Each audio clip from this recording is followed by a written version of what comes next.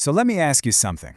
Have you ever been called too nice? Or maybe you've found yourself saying yes when you really wanted to say no? Well, today we are going to dive deep into the core ideas from the work Not Nice. We're going to talk about how to reclaim your voice, set some healthy boundaries, and finally embrace your inner boldness. You know, we've all done it, that automatic no problem when in reality we're completely overwhelmed. But what if that polite surface is actually hiding something much deeper? According to our source material, beneath every single one of those habitually uttered no problems, there's this ache, the ache of being unseen. See, this isn't just about learning how to say no. It's about finding your authentic yes, the one that comes from a place of what you truly want, not just what you think you need to do to survive socially. So where does this niceness even come from? And why is it a problem? Let's start by looking at what the author calls the politeness persona, or as the source puts it, which I love, armor that smiles. Now this is maybe the most important thing to get right off the bat. Niceness isn't who you are. It's a survival strategy. It's a coping mechanism we pick up when our environment, maybe our childhood, teaches us that showing our true, authentic selves is somehow unsafe or just too risky. Do any of these sound familiar to you? First up, you've got the fixer, the person who just has to jump in and solve everyone else's problems. Then there's the avoider, who will do pretty much anything to avoid conflict or rejection. And of course, the chameleon, who kind of shifts their personality based on whoever they're with.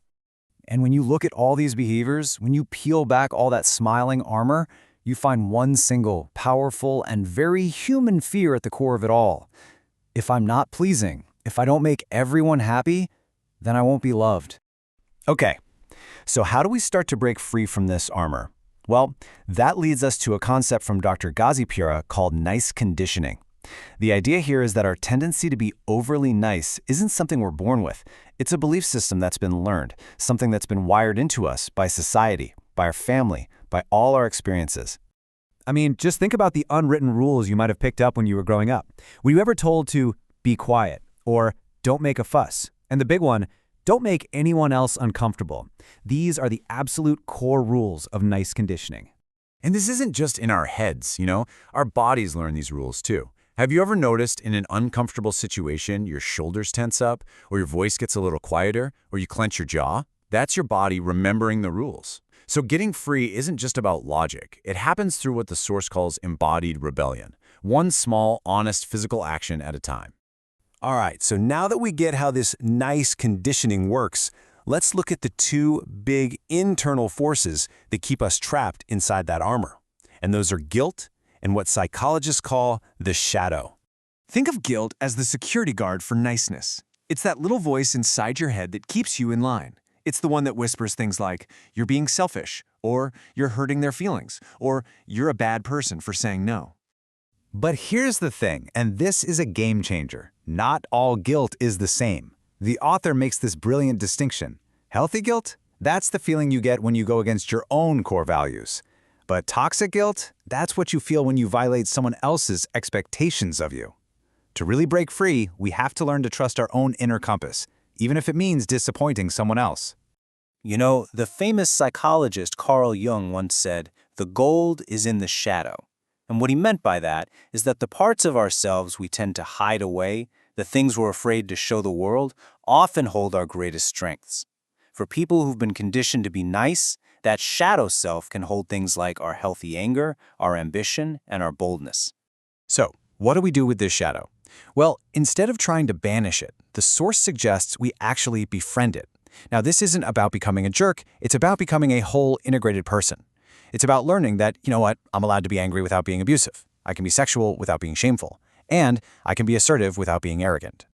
All right, enough theory. Let's get to the good stuff. How do we actually start doing this?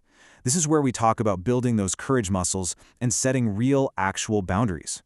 The author suggests a few small courage experiments to start building that authenticity.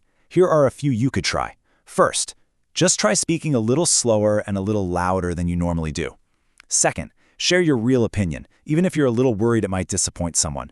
Third, make one bold request. Ask for that raise, ask for a favor, or just ask for some space for yourself.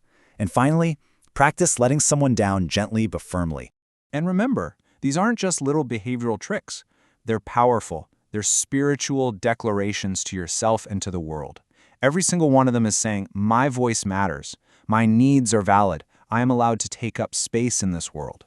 And here is where it gets really fascinating. It turns out that this whole niceness thing isn't just a psychological habit, it's actually wired into our nervous system. For a lot of us, being assertive can literally trigger a threat response in our bodies, just because it's such unfamiliar territory.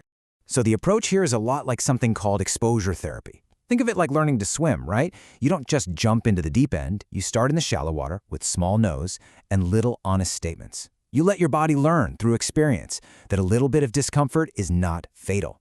And even if you feel a little shaky, you stay rooted in your truth. And with practice, your nervous system starts to unlearn that old story of fear, and it begins to write a new one. A story where truth is safe, boundaries are love, and my voice is not a weapon, it's a gift. And all of these steps, all of this brave work, it all leads to something truly transformative.